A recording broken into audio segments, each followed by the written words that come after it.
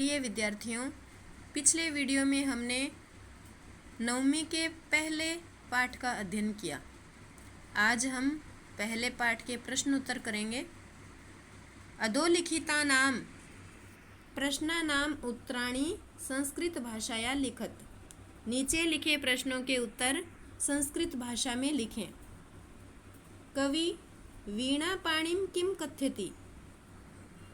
कवि सरस्वती से क्या कहता है? कवि वीणा पाणिं नवीनां वीणा वादयितुं ललित नीति लीनां मृदुं गीतिं गातुं च कथ्यति। कवि सरस्वती से नवीन वीणा को बजाने के लिए और सुंदर नीतियों से परिपूर्ण कोमल गीति को गाने के लिए कहता है। वसंते किम भवति? वसंत ऋतु में क्या होता है? वसंते मधुर मंजरी पिंजरी भूतमाला सरसाः रसालाः लसन्ति ललित कोकिला काकलीनां कलापा विलसन्ति। वसंत ऋतु में मधुर आम्र पुष्पों से पीली बनी हुई सरस आम्र के वृक्षों की पंक्तियां सुशोभित होती है तथा उन पर बैठी हुई मनमोहक ध्वनि करती हुई कोयलों की ध्वनियां भी सुशोभित होती है। सरस्वत्याः वीणां श्रुत्वा किं परिवर्तनं भवतु इति कवे इच्छां लिखत। सरस्वती की वीणा को सुनकर क्या परिवर्तन होवे, यह कवि की इच्छा लिखिए। सरस्वत्याः वीणां श्रुत्वा स्वतंत्रता प्राप्ते जनसमुदायेषु परिवर्तनं भवतु इति कवे इच्छा अस्ति। सरस्वती की वीणा को सुनकर स्वतंत्रता प्राप्ति के लिए लोगों के समुदाय में परिवर्तन होवे, यह कवि की इच्छा है। अर्थात हम ऐसे भी लिख सकते हैं कि सरस्वत्याः अदीनां वीणां श्रुत्वा लतानां नितान्तं शांत पुष्पाणि नृत्येयु नदीनां निर्मलं जलं च उच्छलेत। कि सरस्वती की ओजस्वी वीणा को सुनकर लताओं के नितांत शांत पुष्प नृत्य करें और नदियों का निर्मल जल उछलने लगे।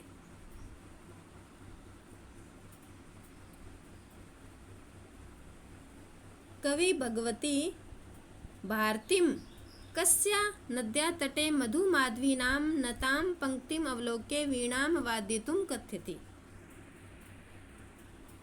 कवि भगवती सरस्वती से किस नदी के तट पर कहाँ मधुर मालती लताओं की झुकी हुई पंक्ति को देखकर वीणा को बजाने के लिए कहते हैं। कवि भगवती भारतीं यमुनाया नद्या तटे मधुमाधवीनां नतां पंक्तिम् अवलोक्य वीणां वादयितुं कथ्यति। कवि यमुना नदी के तट पर मधु माधवी लताओं की झुकी पंक्ति को देखकर वीणा को बजाने के लिए कहता है। अब प्रश्न नंबर 2 है, कै स्तंभ में पद कै स्तंभे पदानि खे स्तंभे तेषां प्रय पदानि दत्तानि तानि चित्वा पदानां समक्षे लिखत। कै स्तंभ में पद और खे स्तंभ में जो उनके प्रय पद दिए हैं उनको चुनकर पदों के समक्ष लिखने हैं। तो सरस्वती का प्रय पद वाणी, आम्रम का रसालय, पवने का समीरय, तटे तीरे, ब्रह्मणाम अलीनाम। इस प्रकार ये दूसरा प्रश्न हुआ। अब तीसरा प्रश्न है, अधोलिखितानि पदानि प्रयुज्य संस्कृत भाषया वाक्य रचनां कुरुत। नीचे लिखे शब्दों से वाक्य रचना करनी है। निनादे से वाक्य बनाना है, तो हे बालक नवाद्यम निनादे, हे बालक नवीन वाद्य को बजाओ। मारुते हवा, मारुते गंगा तीरे बहती, हवा गंगा के किनारे बहती है। सुमने पुष्प, उद्याने सुमने विकसति, बगीचे में पुष्प खिलता है। मंद मंदम धीरे धीरे, पवने मंदम मंदम वहती, पवन धीरे धीरे बहती है।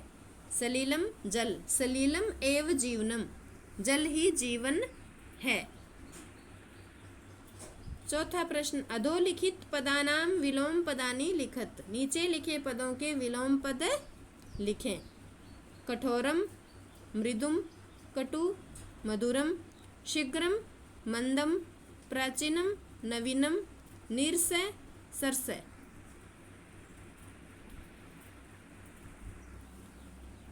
इस प्रकार पहले पाठ के प्रश्न उत्तर पूर्ण होते हैं। सभी अपनी कॉपी में इन्हें पूरा करें।